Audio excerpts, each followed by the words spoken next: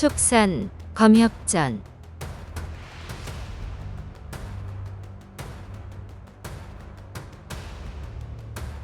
오십화.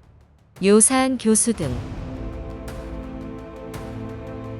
울창한 고목 사이 귀신 곡성에 에워싸인 이영경이 몹쓸 도사를 처단하고 바위산 절벽 아래 요사한 소굴 후동에서 주매가 사악한 법보를 찾아내네.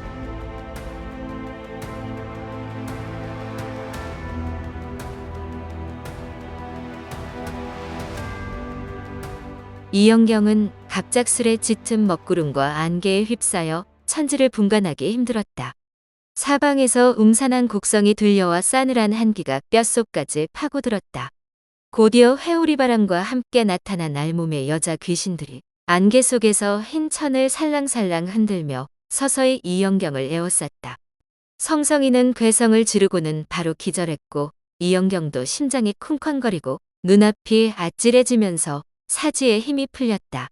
요법에 빠진 것이 분명했다. 당장 검으로 귀신을 배려했으나 손에 힘이 들어가지 않아 도무지 들어올릴 수 없었다. 어쩌지? 불안에 떠는 사이 귀신들이 계속 거리를 좁혀왔다. 으흐흐. 예쁜 꼬마 아가씨. 이미 찰나지망에 걸려들었으니 그만 포기하시지. 같이 내 동굴에 가서 재미나 보면 좋지 않겠어? 상대는 보이지 않고 목소리만 들렸다. 독수에 걸려들고 말았어. 어쩌면 좋지? 별 수 없지. 포기하는 척해서 저놈이 요법을 풀면 그때 공격해야겠다. 그런데 가만 보니 이장 앞까지 다가온 귀신들이 더 이상 거리를 좁히지 못하고 제자리를 맴돌았다.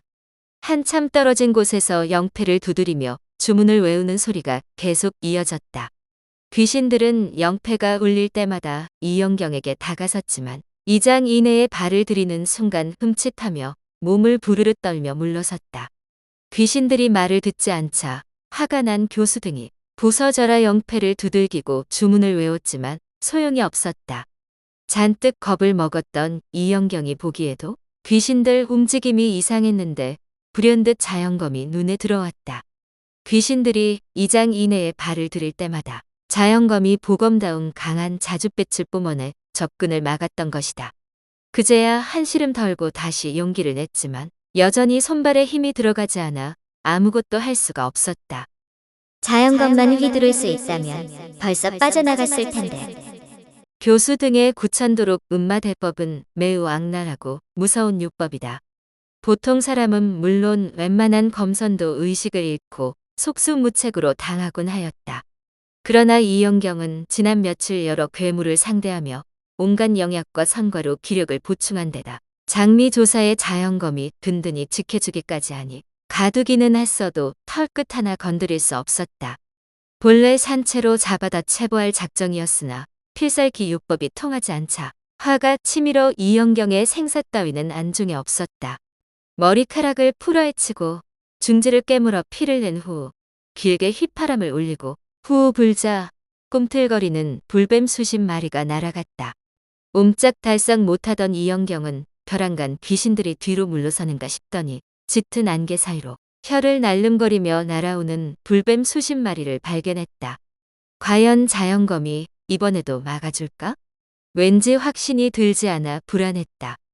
이 요사한 도사놈이 어디 있는지 볼 수만 있으면 당장 자연검을 날려 해치울 텐데.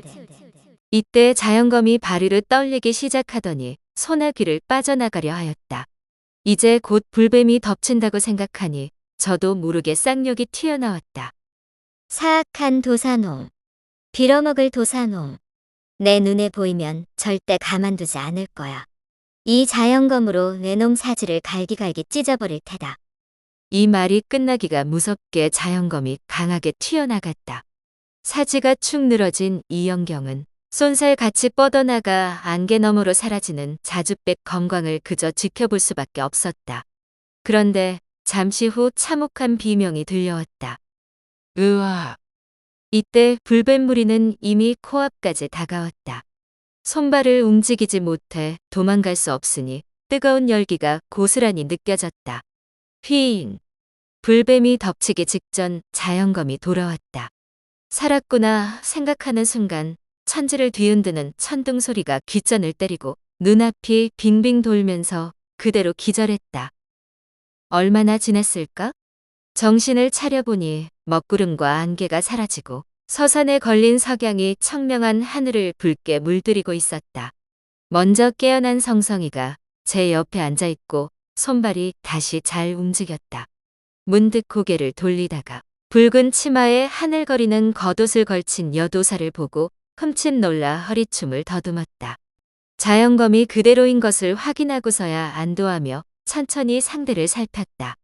정기가 넘치는 곱고 우아한 자태가 마치 신선 같았다. 도무지 정체를 알 수 없어 물어보려는데 여도사가 먼저 입을 열었다. 요물이 죽은 후에도 안개가 사라지지 않아 어쩔 수 없이 태을 신뢰를 쓴 것이란다. 많이 놀랐느냐? 맑고 또렷한 음색의 겉모습도 범상치 않아.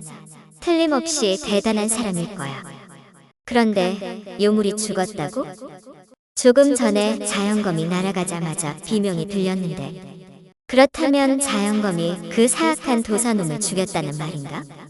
아니나 다를까 10장쯤 떨어진 큰 나무 옆에 목이 잘린 늙은 도사의 시체가 보였다. 속이 아주 시원했다. 이 자연검은 우리 문파의 귀한 법부란다.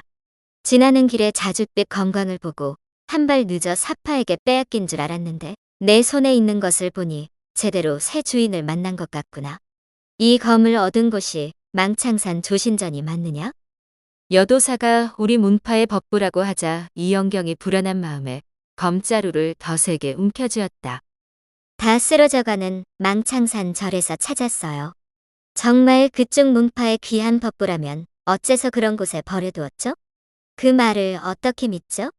혹여 그렇다 해도 내가 밤새 죽을 고비를 넘기면서 겨우 손에 넣었어요. 절대 쉽지 않았다고요. 저런, 내 말을 오해했구나. 이 검은 본래 암수로 짝을 이룬 것이라 한 자루가 더 있단다. 인연이 닿아야만 세상에 나올 수 있지. 우리 문파의 물건이 아니라면 이런 말을 무엇하러 하겠느냐?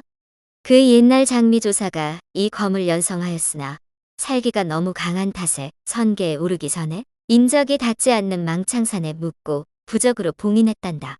그리고 이 검은 스스로 주인을 택할 것이니 주인이 아닌 자가 함부로 탐하면 반드시 화를 면치 못할 것이라고 말씀하셨지. 그런데도 소문을 듣고 훔치러 온 자들이 적지 않았고 하나같이 참혹하게 죽었단다. 망창산은 본래 1년 내내 살기 좋은 영산이었다. 그런데 백골강시, 산요괴, 목발 같은 요괴가 출몰하면서 끝모를 가뭄이 시작되었다. 한겨울에도 봄날 같고 3월이면 벌써 한여름 불볕더위가 기승을 부렸다. 영험한 샘물이 흐르지 않았다면 진귀한 약초와 풀꽃이 모조리 말라 죽었을 것이다. 제수명 부부도 이 소문을 들었지만 사람이 살지 않는 산이라 크게 염려하지 않았다.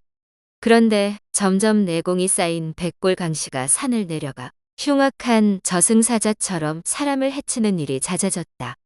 또한 산요괴와 목발도 연일 살생을 저지르고 악행을 일삼았다.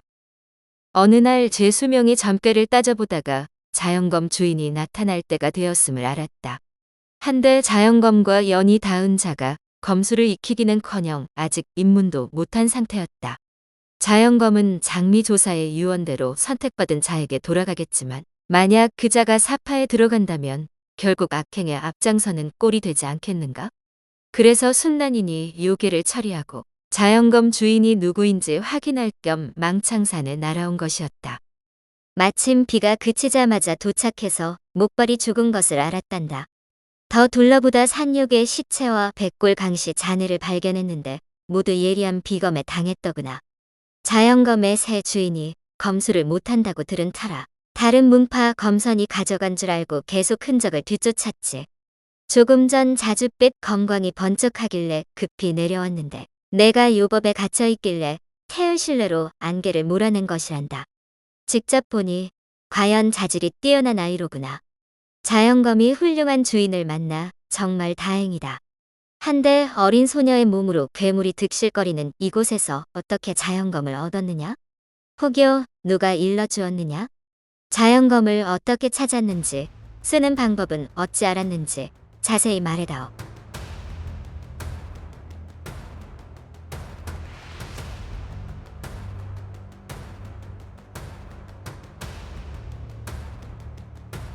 다음 화에서 이어집니다. 더 좋은 콘텐츠를 제작하기 위하여 구독과 좋아요, 알림 설정 부탁드려요.